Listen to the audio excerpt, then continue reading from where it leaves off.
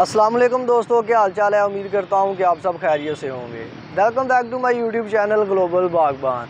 आज मैं आपको बताऊँगा कि कोकोपीट क्या चीज़ है, कोकोपीट का इस्तेमाल क्यों करते हैं, क्या कोकोपीट एक खाद है और कोकोपीट के जो नुकसानात हैं वो भी आपको मैं बताऊँगा और इसके जो फ़ायदे हैं वो भी आपको मैं बताऊँगा।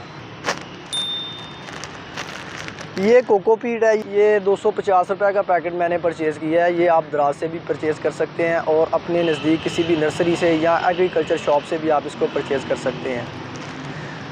और साथ ही मैं आपको बताता चलूँ सबसे पहले कि ये कोई फर्टिलाइज़र नहीं है, ये कोई कंपास, ये कोई खाद नहीं है।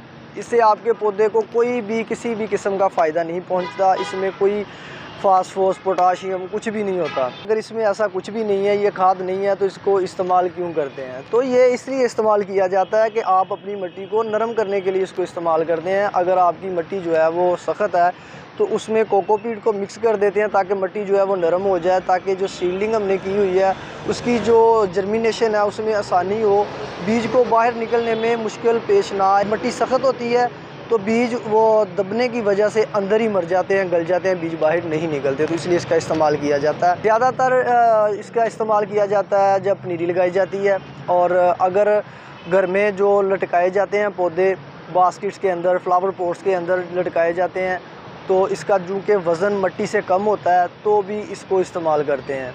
तो इसका जो नुकसान है वो भी मैं आपको बताता चलूँ। अगर आपने मिट्टी नहीं डाली और सिर्फ़ कोकोपीट का इस्तेमाल किया है तो ऊपर से तो पानी खुश्क हो जाएगा, लेकिन ये पानी इसका नीचे से खुश्क नहीं होगा, जिसकी वजह से आपके पौधे की जड़ें जो हैं वो गलना स्टार्ट हो जाएंगी और पौधा मर जाएगा, पौधा आपका ख़त्म हो जाएगा। और ये होती क्या चीज़ है, ये कोकोनट जो होता है उसके जो छिलके होते हैं उसके बूरे को ग्राइंड किया होता है उन्होंने अच्छे तरीके से। और तो याद रखिए ये किसी किस्म की खाद नहीं है, ना ही ये कोई फर्टिलाइज़र है। ये एक आम चीज़ है जिसको आप मिट्टी को नरम करने के लिए इस्तेमाल कर सकते हैं। आप इस अकेले का इस्तेमाल मत कीजिए। अगर आपकी मिट्टी सख्त है तो ही आप इसका इस्तेमाल करें। आप मेरी वीडियोस देख सकते हैं, मैं इसका यूज़ नहीं करता। मेरे पास जो है वो पत्तों वाली खाद होती है, मैं उसको मिट्टी में मिक्स करता हूँ, जिसकी वजह से मेरी मिट्टी जो है वो नरम हो जाती है, बड़ी अच्छी तरीके से वो तैयार हो जाती है और उसको मैं सीडलिंग के लिए इस्तेमाल करता हूँ।